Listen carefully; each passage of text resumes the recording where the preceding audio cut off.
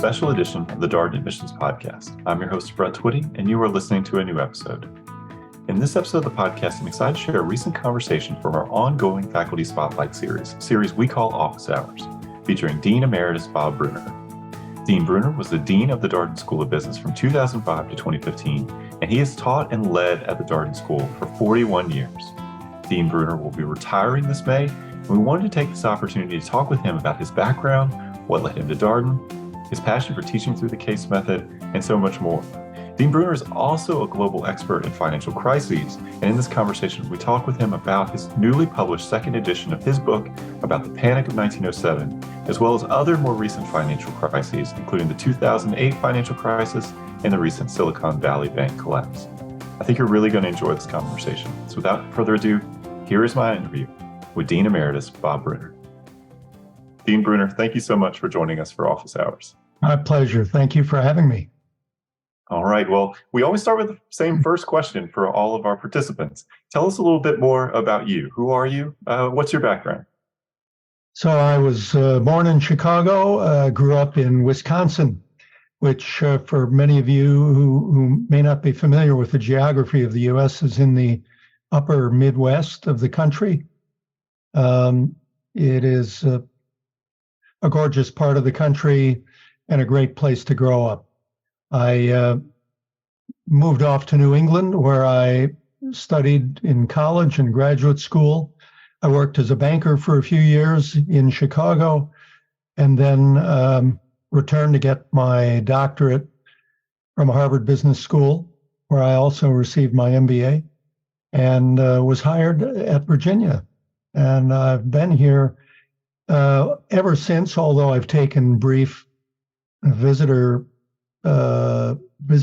at other schools, typically outside of the U.S., but a couple here within. That's where I'm from.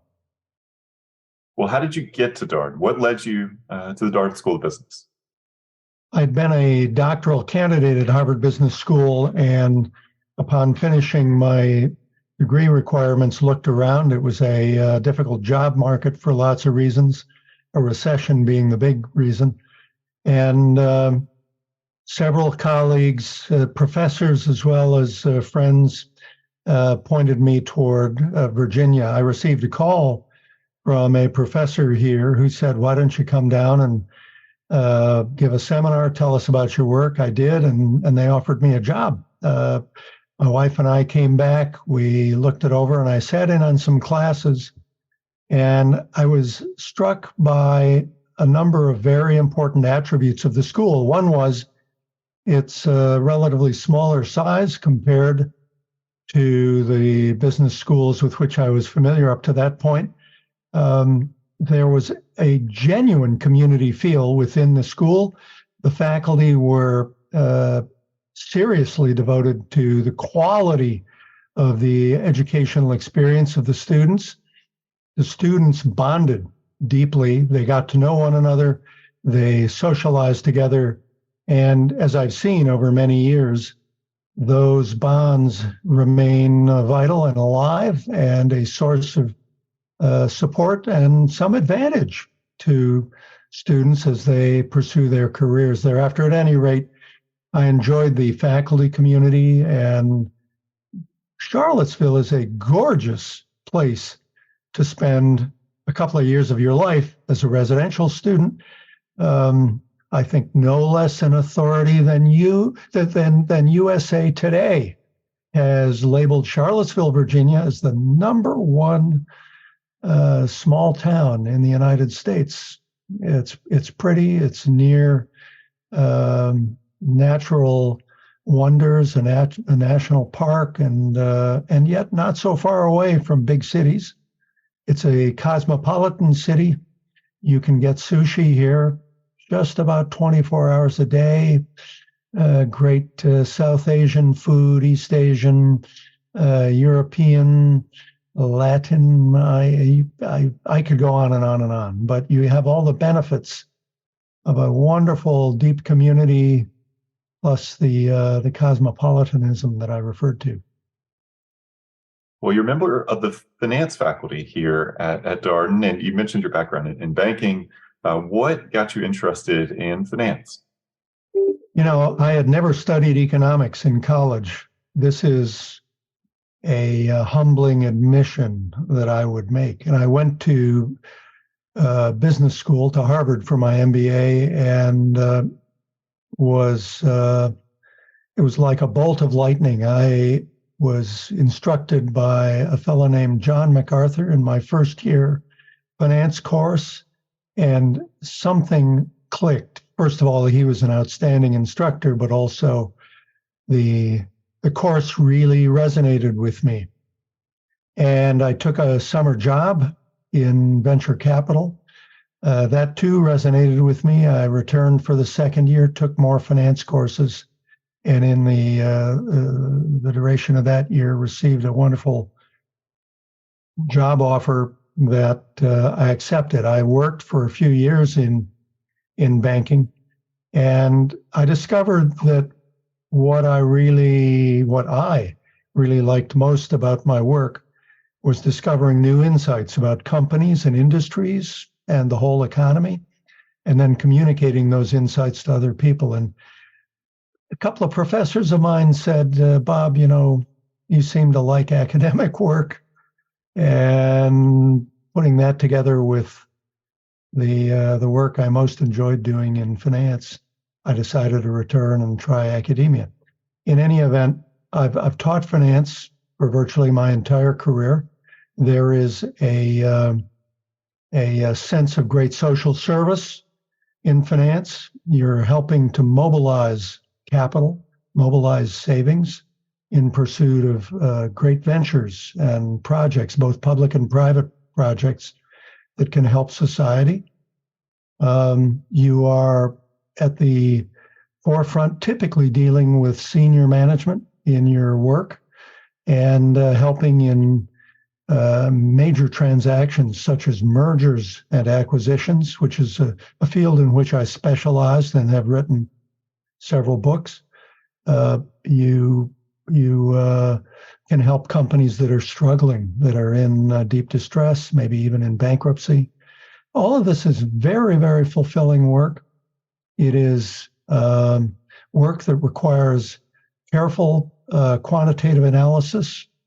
And as a card-carrying non-quant from my undergraduate work, I would tell everyone who feels maybe at any disadvantage in that regard not to worry, that a good business school education will help you get up to speed in a field such as finance and prepare you very well to do professional work in that field. Long story short, I love the sense of service, the intellectual challenges, the engagement with business at a high and strategic level, and many other reasons. Well, you're someone that has a tremendous reputation for teaching and what you accomplished in the classroom. Did you always know that you wanted to teach? As you mentioned the sort of path of academics and being interested in these kind of questions, but teaching is something I know that you have a great passion for.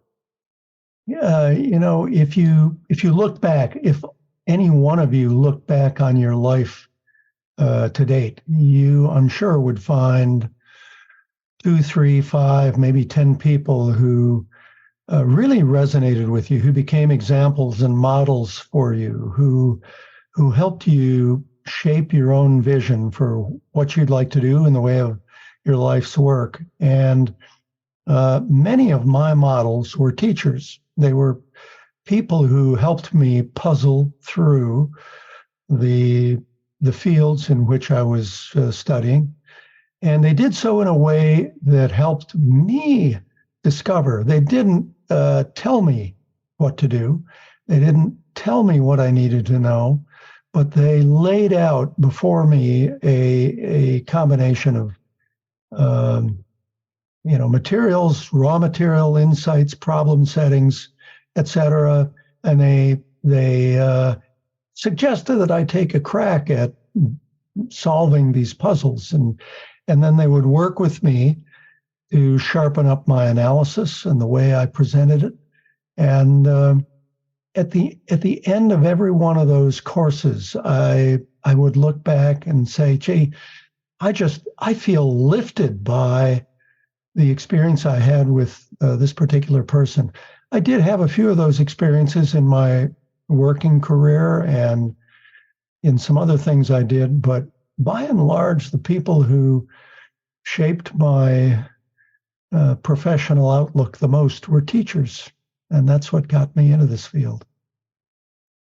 I'm also curious about your interest in history. So you are an expert on financial crises, and on your blog, you talk a lot about historical moments. You've written a book on the Panic of 1907, which we'll talk about. What drives your interest in history, particularly given your interest in finance as well? And many people have asked, how can you be a quantitatively oriented person and yet so qualitatively oriented in a field like history? And my answer is that the two fields are actually joined at the hip. I would argue that you cannot truly understand finance and economics without also knowing something about history, and the history not only of finance and economics, but also politics and culture and technology and the like. And therefore, I've started some courses at Darden and elsewhere in the University of Virginia that deal with the history of finance, economics, policy, democracy, capitalism, technology. And in all of those courses, the students have connected the dots of historical development and the challenges they will face today. In one course, a student openly queried, halfway into the course, "Gee, Bob, what's this course truly about?" And I looked at the student and I said, "This course is fundamentally about pattern recognition. Pattern recognition." And the student stopped for a moment, and then his eyes widened, and ding, he got it. And pattern recognition is a skill that is fundamental for successful practice in business, probably successful practice in politics, certainly in medicine, certainly in law and other fields. In business, it's really the ability to recognize problems of being a certain type and then connecting that recognition with tools of analysis and possible remedies that you've encountered before. And so studying history helps to burn into your memory the recognition of problems and remedies and a sense of how to move forward from a very dire situation. I want to talk a little bit about your case writing too. And for our attendees today, in these conversations, we take about the first 20 minutes or so to kind of set a bit of background, and then we're going to turn our attention to some topical conversations. We're going to talk about Dean Bruner's book about the 1907 panic. We'll talk about his book about deals from hell, as well as the recent Silicon Valley Bank crisis. So stay tuned, more to come. But for now, Dean Bruner, I want to talk to you a little bit about case writing, because when you read your faculty description, you published over 400 pieces of teaching materials, over 300 teaching case studies. What do you enjoy about case writing?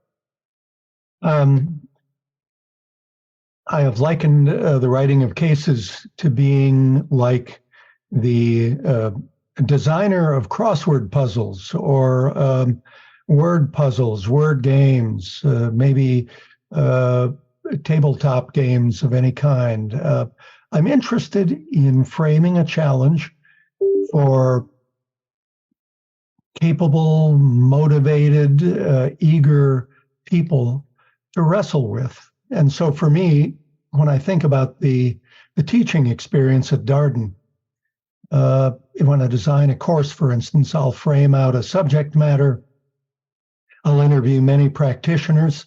I will look at some of the major events in history that relate to that course, and then start writing cases that I would teach in the course, and the cases would each serve up a dilemma, maybe several dilemmas, and I try to engage such problems throughout the United States as well as around the world, problems that would engage practicing managers from the very top level of the CEO all the way down to the entry level, say a new MBA who enters a corporation and encounters a problem.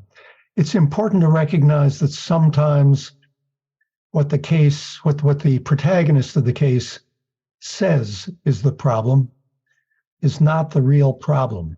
And helping an organization, helping an executive to discover what the real problem is quite often the challenge of a new MBA. You're hired, you're brought in to do a standard kind of analysis, but you put things together in a way and you realize this is not sustainable. And then how do you convey that to people up the ladder of decision making within an organization? So for me, the writing of a case is about shaping a learning experience, presenting a dilemma, a worthwhile dilemma to students who are, as I say, pretty intelligent, well-motivated, probably well-educated based on their prior studies, and then doing so in a way that we can have a very substantial discussion about both that dilemma as well as the deep underlying tools and concepts that can help resolve the dilemma, so that by the end of the case, students feel stronger, students feel a sense of satisfaction with the work they've been able to do, and so that the learning about those tools and concepts really stick in your memory. And that's why I think the case method is so powerful. You can memorize tools and formulas, and I promise you will forget those memorizations rather quickly. And they're available in textbooks. You should keep your textbooks and have them on the shelf for ready reference. But what you really want to stick are the way those tools and concepts might be applied, and what the strengths and weaknesses of them are, and to who else you might turn for advice, and so on. It's the process that Darden teaches. I often say that how we teach is what we teach. How we teach is what we teach. The how being by asking questions, by facing dilemmas, by puzzling through those in real time with teams of people, and by talking about our analyses and challenging one another about our assumptions and the work we've done and trying to arrive at a decision in every case. All of that creates what I call very sticky learning. And that's what you should want to get from 2 years in a business school. It's interesting to hear your point around dilemmas, that the case is trying to point students towards a dilemma decision that has to be made. One of the things that I know you've also said is that in case method learning, each case is also a rehearsal for a dilemma to come, right? One that you haven't even experienced yet, but maybe this case can help you understand how to solve that future dilemma. There's some wonderful research about what it takes to become an excellent performer. How do you become a master's level golf player, or a Wimbledon level tennis player, or a violinist at Carnegie Hall, or world-class physicist? All of the research suggests that it stems from many, many, many hours of what's called, quote unquote, directed practice. So you practice. In golf, you practice a swing, you swing, you do it again. But it isn't just the hours. It's doing it with a coach, with someone who's watching you and helping you think things through. And at Darden, you will study probably 500 cases over the course of a 2-year residential MBA experience. And every one of those cases is like a practiced golf swing. It's a rehearsal for some dilemmas that you're going to face in the future. You don't know what but it's like the tennis player or the golfer. You go to different tennis courts or different golf courses. You don't know what you're going to find, but that memory, that muscle memory in the case of athletics, or that mental memory in the case of an MBA education is the whole thing. It's the whole reason for getting a degree program education. So each case is like a practice swing at problems in business that, as I said a moment ago, the rote part of learning you will likely forget, but it's always available in a textbook or online. You can access it any of these formulas very easily today.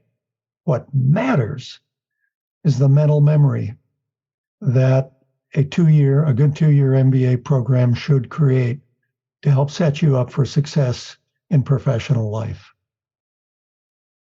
I want to talk a little bit about your time as dean. And I will say, Dean Bruner, as I was preparing for this conversation, there's so much ground to cover, but I want to make sure we have some time to talk about your time as dean here at the Darden School. You served as dean from 2005 to 2015. And I know it's hard. This is maybe an impossible question, but for you, when you think back on that decade, was there a highlight or two, something that stands out for you from that experience?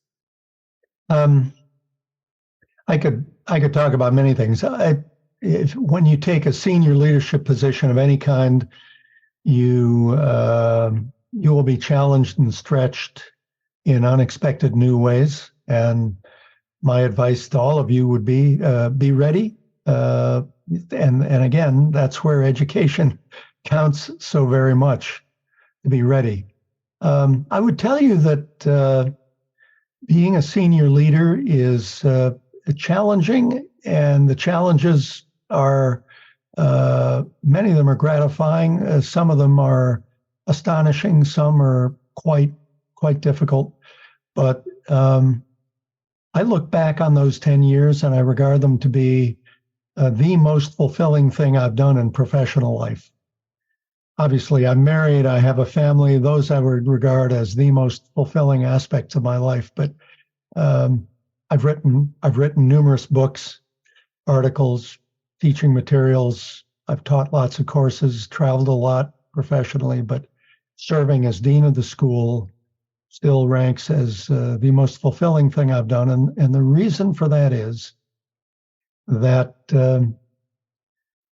I and the entire faculty and staff of the school rallied around a vision for Darden that has since proven to be quite successful for us, and the basis for Darden's high stature globally. You may know that Darden is typically ranked as the #1 teaching MBA school in the world.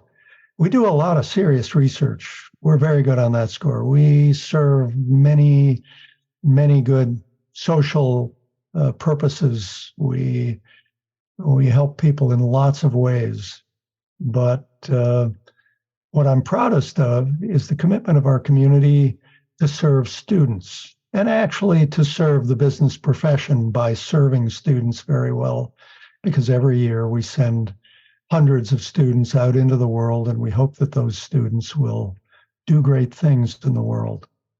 But for us to be a great teaching school means that we have had to commit to developing original courses, original teaching materials, stuff you can't get anywhere else, taught by world-class teachers, people with energy, people with passion for their subject matter, people who care about the students and want to make time to be with the students, people who connect with students outside of class, even on weekend events or over the summers. I still connect with my former students online and in meetings that I go to regularly. But all of that requires a very, very special kind of culture that endorses that deep kind of engagement between students and faculty. And I'm proud that we have that.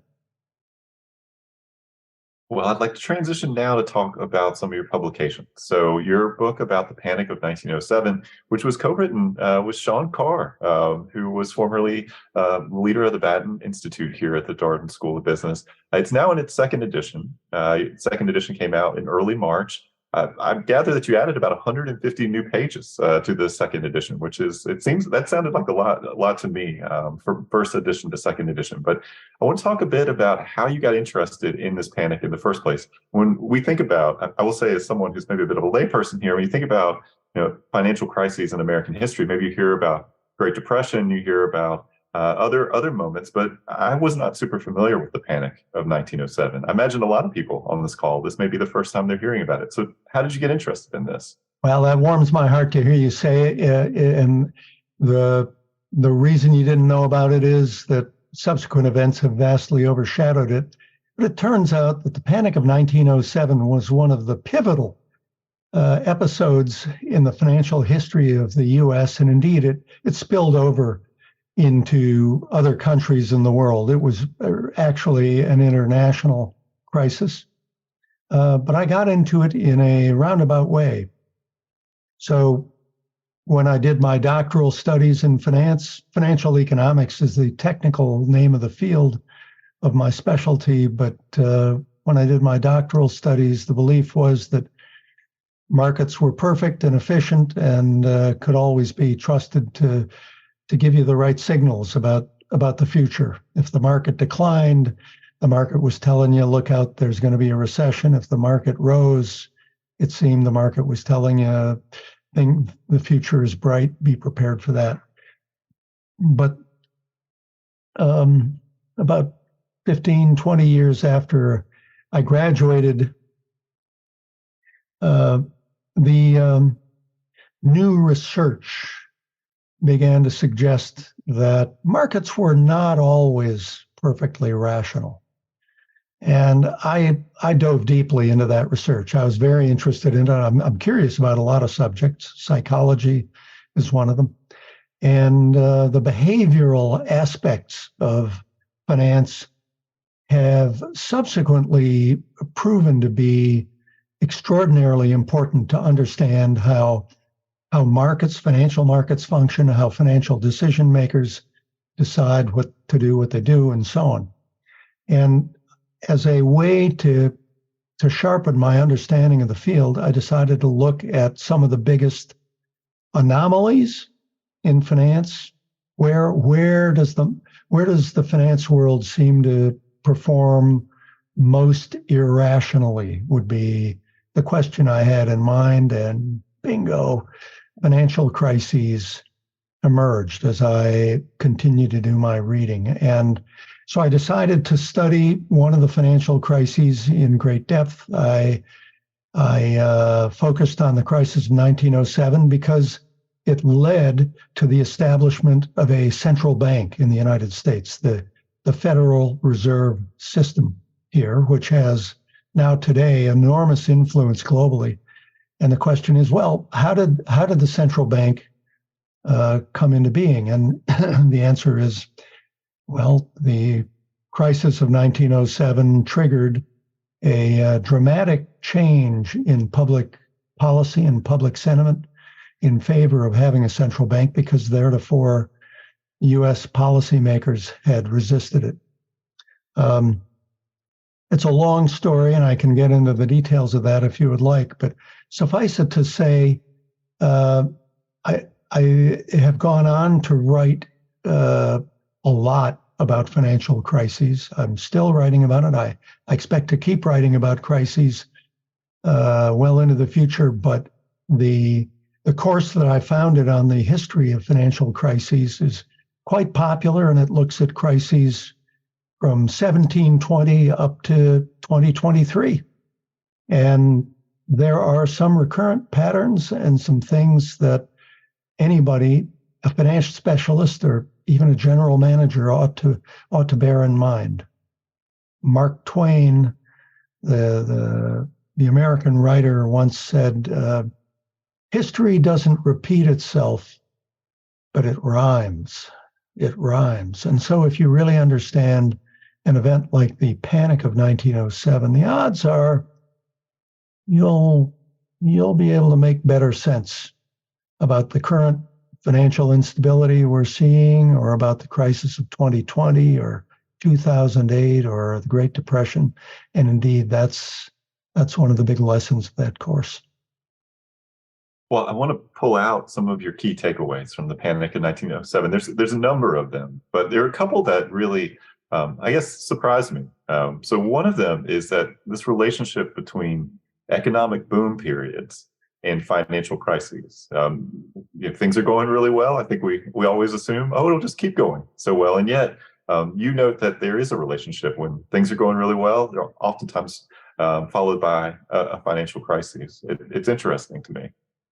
Brett, you've identified one of the big behavioral discoveries, those who study behavioral finance, and there's a tendency for decision makers to be biased toward the most recent experience. They tend to take the past, I don't know, whatever shocking or delightful experience they've had, and project it into the future almost linearly.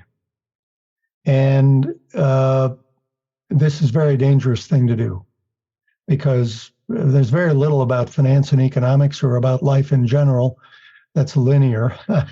And to be able to understand how farther into the future current conditions might prevail before they change is one of the deep skills that an MBA education can help you develop.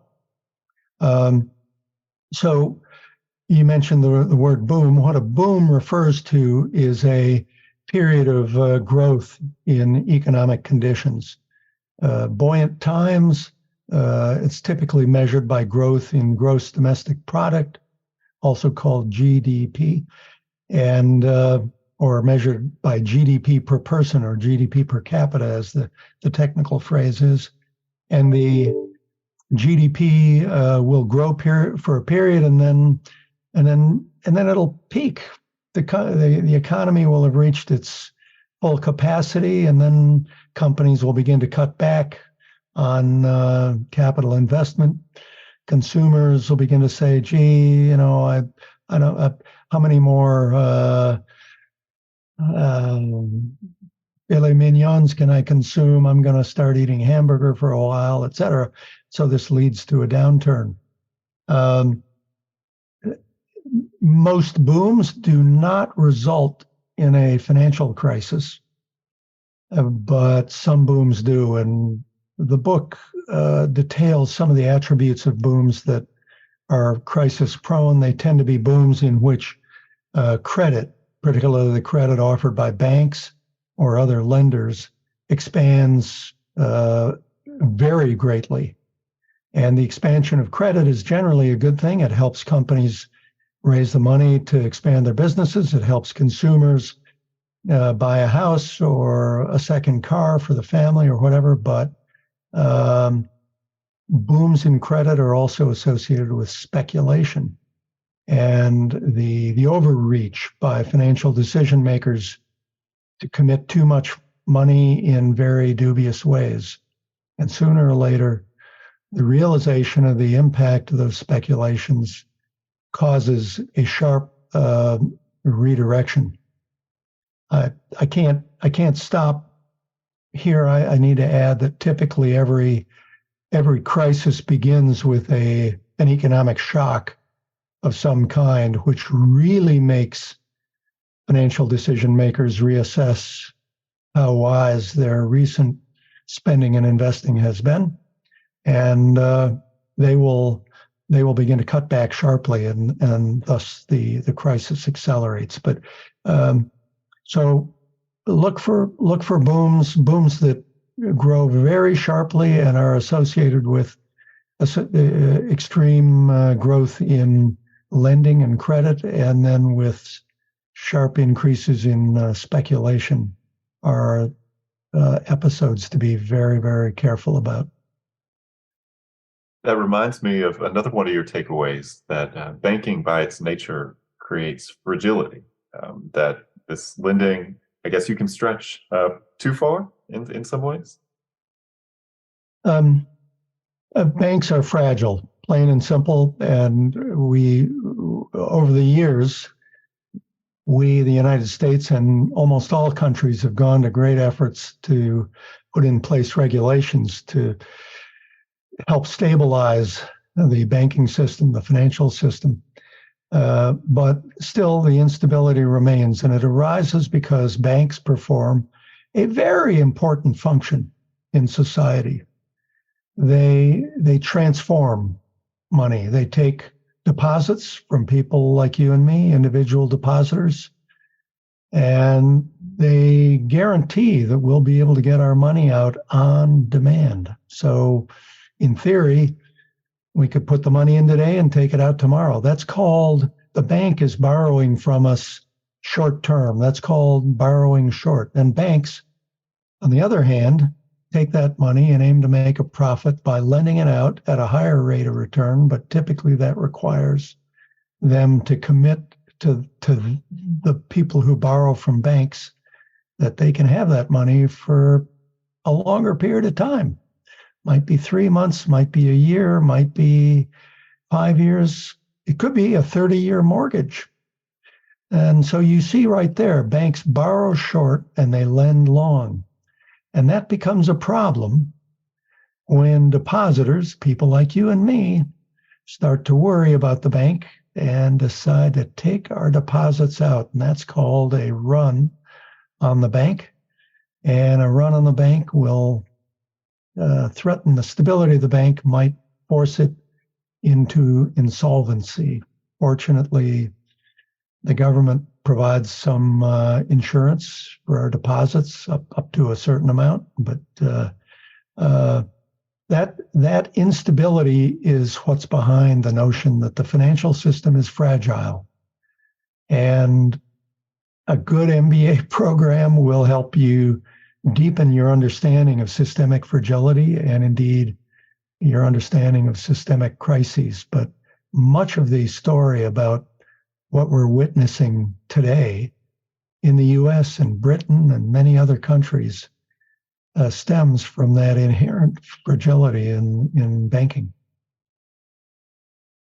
Interesting to think about a bank run in this current context where we are much more networked than we ever have been. Information flows much more quickly, and banking is largely digital now. How to think about things like a bank run in this current age? It means that the development of a run could now become extremely active. What we observed in the panic of 1907 was that a run developed over the course of a week or 10 days. And even at the peak, the banks were, many financial institutions were able to service the depositors and give them their money back, but the weakest banks were not. They suspended, as the saying goes, and were thrown into insolvency. But today, what it means is you need to be very, very attentive to conditions in financial markets because money moves at the speed of an email.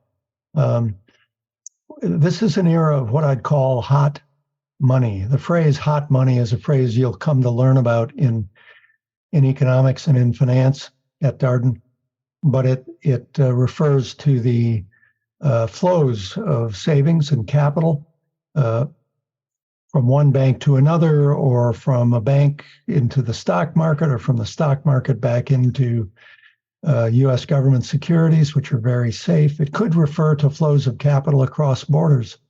Today, countries such as Turkey and Sri Lanka are experiencing great financial difficulty for a host of reasons, but in no small part because of the flow of capital, the flow of hot money out of those economies. And being able to recognize the circumstances of hot money flows, it will be important, especially for those of you who pursue a career in finance. The Panic of 1907, you mentioned pattern recognition, you mentioned history rhyming. Is there anything that we can learn from Panic of 1907 to help us understand what happened in 2008? Are there similarities between the financial crisis in 2008 and what happened 100 years or so prior? Oh, there are many similarities, although we need to be careful that we don't over equate the crises.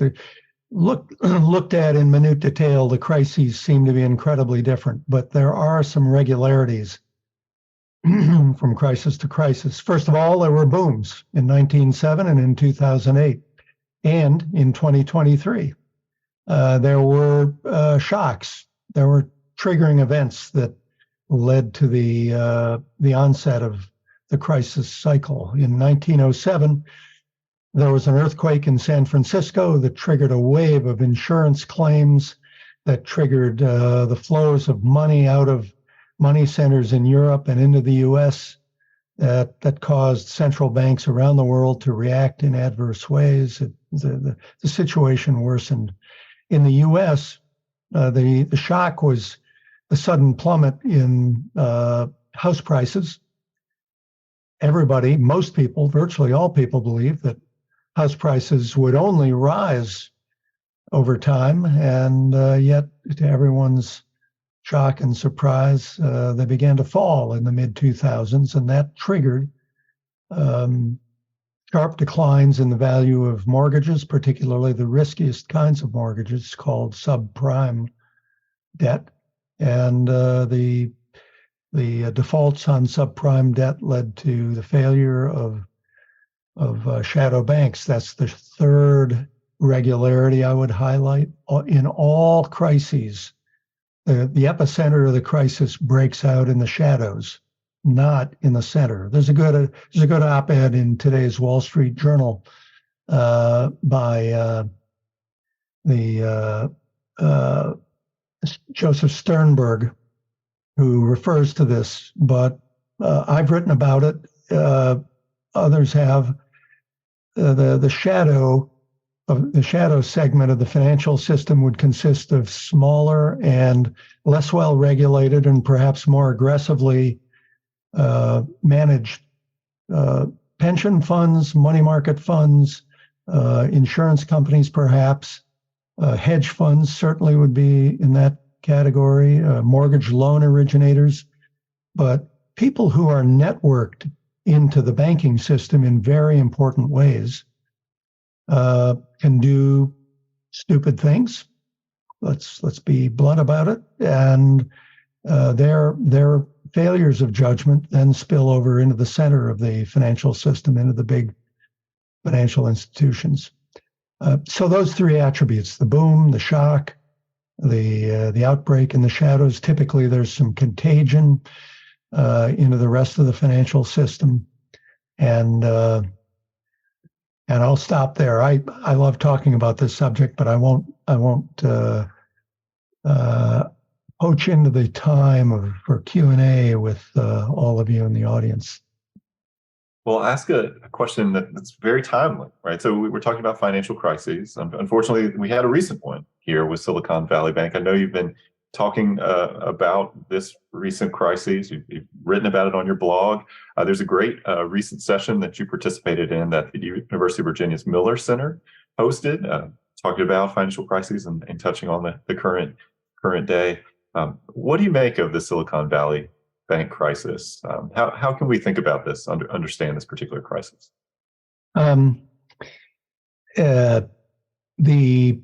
The immediate failure of Silicon Valley Bank was a crisis of management brought on by the bank itself. It had positioned its assets in long-term bonds, heavily in long-term bonds, which, here we go, the triggering event was the very sharp rise in interest rates caused by the central bank of the U.S., the Federal Reserve System. Nobody expected interest rates to rise this fast, this quickly, this so soon. And the bank was unprepared. The asset portfolio of the bank caused substantial losses at the bank. And when the depositors began to fear the impact of the losses, they triggered a run. And the bank had to be closed before all of its resources were exhausted. And the regulators took it over and so on. But that bank, the failure of that bank occurred in the context of the failure of some other shadow financial institutions, banks who were smaller banks who were closely affiliated with the cryptocurrency field. They were associated with the near failures of pension funds in the UK. There are fears about the stability of the commercial finance market in the US. Now with work from home and hybrid work, companies may not need to have the extensive investment in office space. So you can see that there are lots of deeper things happening in the US economy and the economies of countries around the world that we're still trying to figure out. Surely the venture capital firms were shadow finance institutions that had a big influence on triggering the runs. They encouraged the tech companies out in the San Francisco Bay Area to withdraw their cash deposits from Silicon Valley Bank and other banks very quickly. Suffice it to say, the deeper cause of this current distress is the turmoil induced, and this is my theory, my thesis. I'm writing about it, but I'll give you the advance notice. The deeper trigger is the pandemic of 2020 to 2022, and the reaction of governments and central banks around the world to flood their economies with money in an effort to keep the economies from going into a tailspin. I think we all agree that was a noble intention. In the United States, I think some of the better judgment today includes that the government and the central bank here overdid it. They put too much money out there, and sure enough, in the winter of 2022, inflation began to rise sharply. So the central bank did what we want central banks to do, and that reacted to impose some policies aimed at reducing inflation, namely by taking money out of the economy and by raising interest rates. Well, we're dealing with that now, and that has triggered instability in these smaller, less well-managed, perhaps less well-regulated shadow banking sectors. And I predict that it will take at least another year for us to work through the crisis conditions here. It looks like the Fed is going to continue to raise rates in an effort to bring inflation down. Inflation is running at about a 5 to 6% annual rate right now, which is not healthy for our economy or any economy, truly. And you should know that inflation is a hidden tax on consumers and companies, and causes all kinds of social instability. We want our countries to be rid of inflation, and if I would fault government leaders in any way, it would be they have not taken that case to the public very effectively. But many academics are beginning to carry that message, and we'll see whether it becomes a sticky piece of learning. It's interesting to think about the government role in response to financial crises. This idea that, well, you certainly saw it in 2008 with the bank bailouts, a little bit different in this particular moment with the FDIC limit being raised, basically saying we'll make all of the depositors at these banks whole. But nevertheless, it feels like government's in a tough position because you want to quell whatever is going on, to respond forcefully, but yet you could potentially create a moral hazard for other banks or other financial actors down the road where they know that a bailout is coming no matter what happens because the systemic risk is too great. How I mean, what have you learned from studying the government response to these kind of financial crises? So moral hazard is a phrase, is a very, very important phrase. And if the audience, members of the audience have not encountered it, you should become familiar, and a good MBA education will help you gain that familiarity. But it refers to the tendency of people to abuse insurance of all kinds. You can think of the health insurance. If we have government guaranteed health insurance, the risk is that you and I might undertake a lifestyle that would be very risky, or much riskier, or ill-advised, in the belief that you and I might have that we can always turn to the medical system and the government will pay for the treatment and we'll be cured, and so on. People who have other kinds of insurance might tend to behave in risky fashion in the belief that no matter what, they'll be made whole. So it is on the part of financial decision makers and banks. They might believe that if they do some wild and crazy things, the government will always step in to rescue them and turn them around. Surely, if a bank is big enough and extensively wired into the financial system, extensively connected, and the government has a strong incentive to rescue that bank. So there's a phrase called too big to fail, or too interconnected to fail, which prompts governments to step forward, and some of the biggest financial institutions would be in that category. In turn, governments have decided to subject those very big financial institutions to extremely intensive supervisory scrutiny and management regulatory oversight. So that's kind of the response. But moral hazard is a general idea that you need to be careful about this. This could exist in any organization, any business you're in. If you're a manager who repeatedly bails out a protege, the protege could well begin to assume, hey, I'm so well liked by my boss that no matter what happens, I'm always going to have a job, and look out. So be careful about the signals you send. I think that the immediate concern here is that the U.S. government stepped in virtually to guarantee the deposits of any size of Silicon Valley Bank, and that has created an expectation that the government would do the same for any other bank here in the U.S.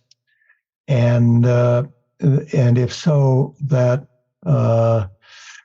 those banks would be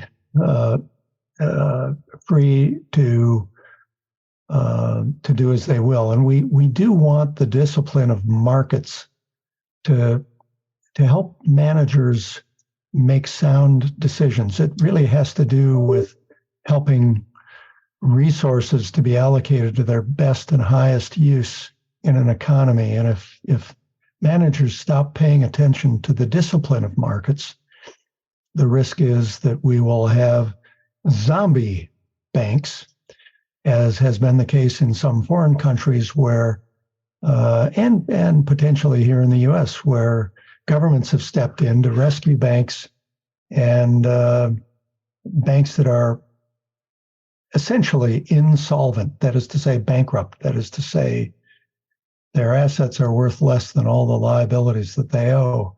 And that's terrible. We in those cases, we ought to let the market discipline work. We ought to help those companies, those banks, through a resolution process where lawyers would divide up the assets of the bank and send them off to healthier institutions, wiser institutions, presumably, who would be able to apply those resources in more sensible ways. So there's a there's a downside to government rescues. There's moral hazard. There's the risk of zombie institutions and misallocation of capital. But I don't think we're there quite yet, but it's useful at this point in time for us to bear it in mind and watch closely to be sure that government decision makers are held accountable to the policies they adopt. I have a couple more questions for you, Dean Bruner. The first question relates to, we have a number of incoming students who will be starting here at Darden in August, in full-time MBA, part-time MBA, executive MBA programs. What's a piece of advice you would share with them as they prepare for their MBA journeys? Darden offers some wonderful pre-registration courses if you have an opportunity to take them, getting up to speed on some of the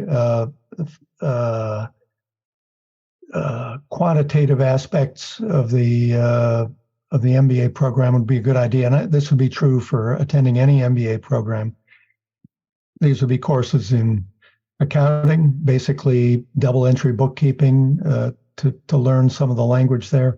It's a very interesting subject and worth your time. Learning a little bit about how to build an Excel spreadsheet model, learning a little bit about how to estimate the present value of a stream of future cash flows. All of this can be found at Darden in the form of pre-registration programs. You just come a week or two early. It's actually kind of a fun way to get to know some classmates and to find your way around school and around the city. But there are also many online courses, some very good, some for free, others for hire. But I would do that. My second piece of advice was suspend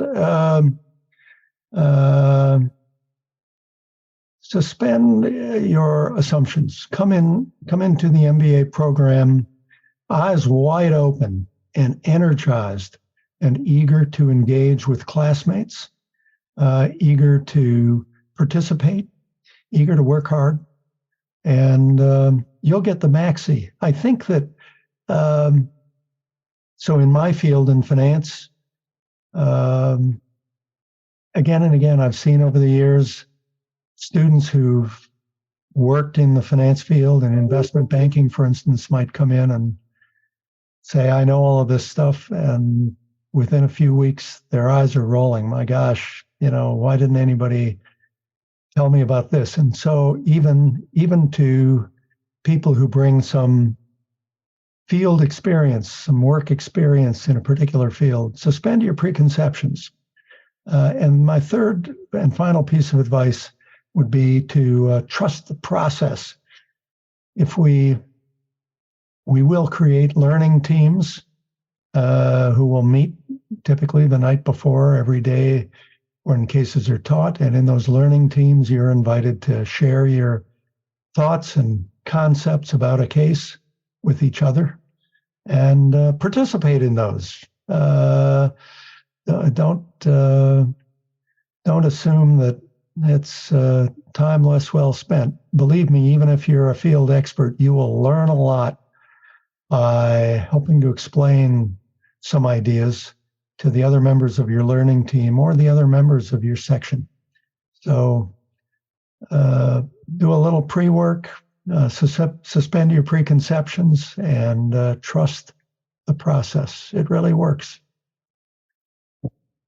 So you've been at Darden for over 40 years, and I'm curious, when you think back on your experience here, I mean, what's kept you here so long? What has Darden meant to you? Darden has meant so much. It is an extraordinary community. I really, I can't find the comparable like of it. It is a relatively smaller, but community that is with very deep bonding. It's in a lovely place. We are devoted to the quality of the MBA learning experience. I have visited at many other schools. I respect them all. but I find few or none who rise to the level of deep commitment of our faculty and staff. And that's what sets Darden apart. Think of Darden as a very, very high-end restaurant. You know, you can go get fast food at some restaurants. You can get takeout. You can buy the ingredients yourself and cook at home. People who come to Darden come because they want an intense learning experience with other great students. The students who come to us tend to be students who want to be challenged, who want to be stretched. As I've said in other ways, eagles, you know, the national bird of the United States. Eagles tend to flock together. They want to be where other high performance people are, and they don't want to be lectured at for 2 years. You got plenty of that in undergraduate school, I'm sure. They want to come here because they want to mix it up. They want to engage with other great students and with some of the best teaching faculty in the world. I adore that culture. I think Darden is special. I have stayed with the school all these years because I've really bonded with the values of the school and what we stand for.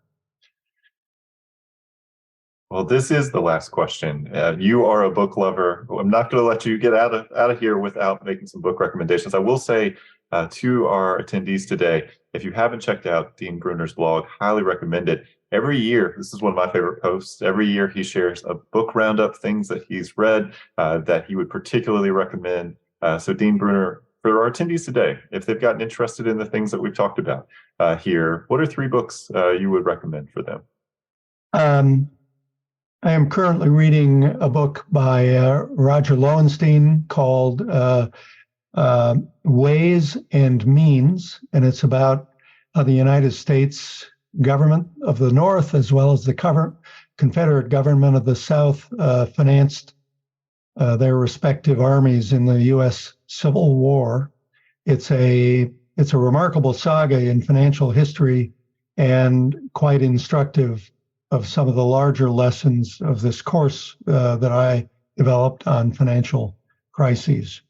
A second book that I highly recommend is a book by Charles Dickens. He's a British author in the 19th century, and the book is titled A Tale of Two Cities, and it's really about the French Revolution. The two cities are London and Paris, and it's about the difficulties of a wealthy family in France to deal with the legacy of being part of the nobility, part of the elites of France in the time of a revolution. One of the heroes of the book is a fellow named Jarvis Lorry, who's a private banker. Think of that. You don't see many private bankers being heroes in novels. Charles Dickens thought that A Tale of Two Cities was his favorite work of literature. I would say that I'm currently reading some books about meritocracy, and perhaps the most provocative of these books is a book by Daniel Markovits, and it's titled The Meritocracy Trap. I think for all of us in academia, as well as for all of you who are surely the beneficiaries of systems of the recognition of merit, you would do well to consider both the criticisms of what we have today, which is a meritocratic system, as well as its strengths. So I would recommend those 3 to provoke your thinking. Well, Dean Bruner, thank you so much for coming on Office Hours. It was such a pleasure. We covered so much ground here. Thank you for answering all my questions, and to our attendees, thank you for joining us as well. Best of luck, everybody. And that was my interview with Dean Emeritus Bob Bruner from our ongoing Faculty Spotlight series, Office Hours. As always, if you have any comments, suggestions, requests, anything you'd like for us to cover here on the podcast, we're all ears. We can be reached at Darden, that's DARDEN, @virginia.edu. Till next time, stay safe, be well, and thanks for listening.